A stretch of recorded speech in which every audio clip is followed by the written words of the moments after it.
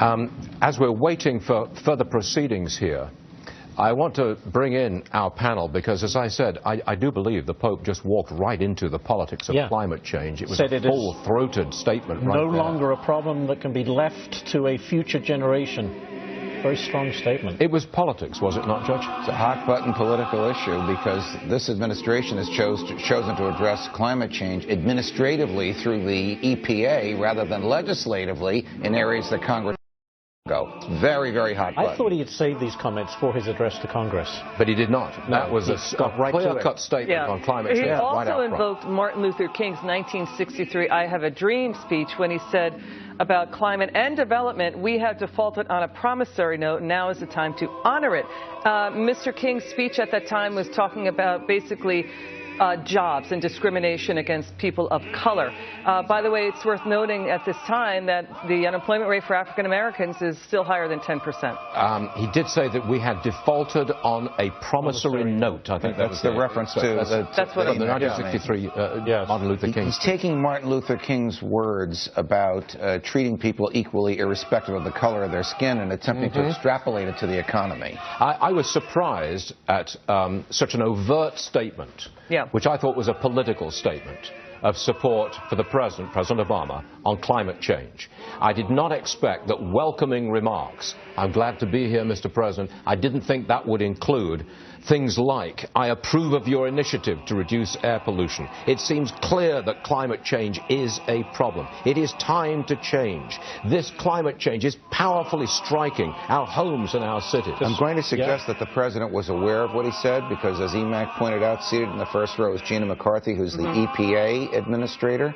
In most civilized countries of the world, these environmental regulations are enacted by elected representatives. In the United States of America, they're being enacted by executive fiat through the President and the EPA and Ms. McCarthy. It is extraordinary that right from the get-go, a papal visit to the United States, the first time this Pope has been in America, we go right into climate change. Yep, that's it. That's it was a big number part of his June encyclical, wasn't it? I mean, he made the environment a very big part of that, and he's just echoing what he said back in June. One would have thought that maybe there are other things to talk about. Yes, right. Like the persecution and slaughter of tens of thousands of Christians in North Africa. Which the President did note in his opening But it was a brief mention, for heaven's sake.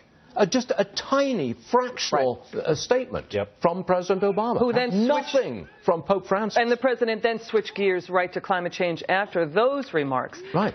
For the Pope to invoke Martin Luther King is quite striking because the promissory note Dr. King was referring to this time was basically the architects of the Constitution and the Declaration of Independence signed that promissory note. Life, liberty, pursuit of happiness. And Mr. King said that was a promissory note to get people out of discrimination and into jobs. But we're not providing nearly enough resources, to deal with the issue in Iraq, and we really don't have much of a plan to deal with the challenges in Syria. I am told that finally, and maybe substantively, this strategy is being reviewed again towards a view of making some positive changes, and I'm hoping that truly takes place. General, look, thank you very much indeed for being with us this morning. I don't think either of us was expecting to respond to a papal speech dealing with climate change, but you dealt with it very well, and we appreciate you being with us, General. You can come again anytime you like, sir. We appreciate you. Thank you, sir. Good talking to you, Stuart. I didn't expect to respond to a papal speech either, but I'm delighted to have to do so. General, I'm sorry, I've got to repeat.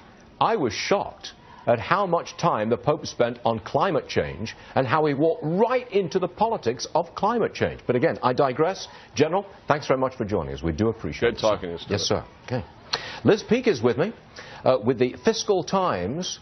And again, I'm going to not exactly ambush you, but I'm going to ask you what you thought. We have just sat through the President of the United States greeting Pope Francis to the White House, and the Pope then launched into a 15-minute speech in which it was largely about climate change and how we've all got to get on board with efforts to combat climate change. I think he stepped right into policy. So, Liz, I'm sorry, I'm ambushing you, I know I am. What do you think of this? I'm astonished by this. I am absolutely not shocked at all. I think anyone who has read the Pope's encyclical, Laudato Si', which is a hard-left document espousing world distribution of wealth, international organizations that would supersede national authority, and of course a very hard line on climate change and anti-fossil fuel, should expect nothing but from the Pope. I think this is his line. Yesterday on the plane, he said people know he really wasn't a lefty. I think he wants this to be a very pleasant, pastoral visit to the United States. But think about this. He's from Argentina. He grew up in Argentina, a very left-wing country that uniquely in South America hates Americans. Pew Research has shown that like 75% of the rest of South America thinks United States is pretty terrific. Argentina does not. Only about a third of Argentinians approve of the United States. That's how he grew up. Think about this, too. He's never been to the United States. Don't we think that's just a little unusual for a man of his worldly travels and presence? This is who this Pope is, and he's very charming. Most of us embrace his his anti-poverty position, humility, absolutely. Love the fact that he drives around in a Fiat, I guess. Italian car, makes sense. But the truth of the matter is, this is his economic and political agenda, and it's hard left. And don't kid yourself. That's what we're going to hear. This has absolutely nothing to do with the markets, nothing to do with finance whatsoever. This is pure politics. That's what it is, isn't it? It is politics, and it also, in my view, has very little to do with religion. I mean, he's supposed to. I understand totally that in his view, fighting poverty is basically in the same trajectory as fighting climate change, because he sees the people being injured by climate change as being amongst the world's most poor.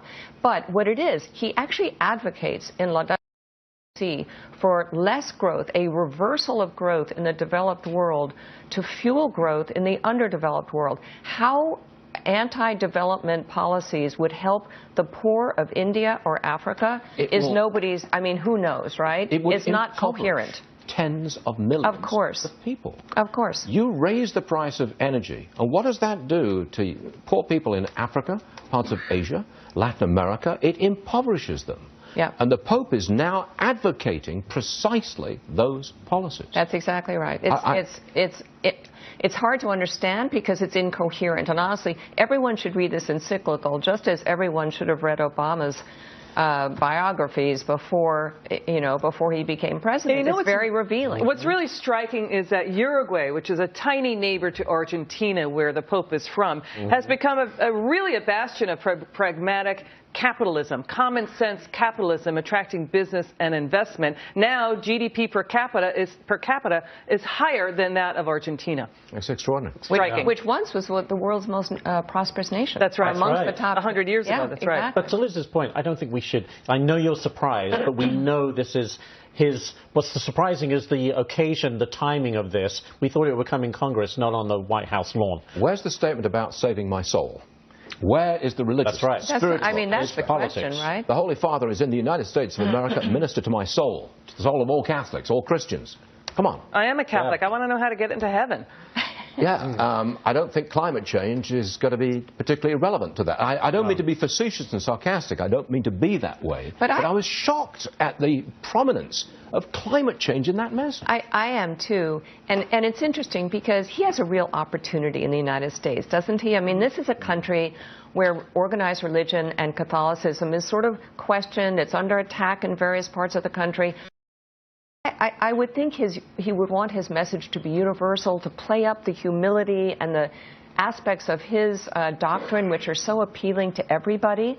I think he should really push education. That's something that the Catholic world is very behind and has had a big role in. I think it's very skewed How does this play to conservative Catholics in this country? Well, according to the headline in the Wall Street Journal, unease greets Pope on Catholic rights.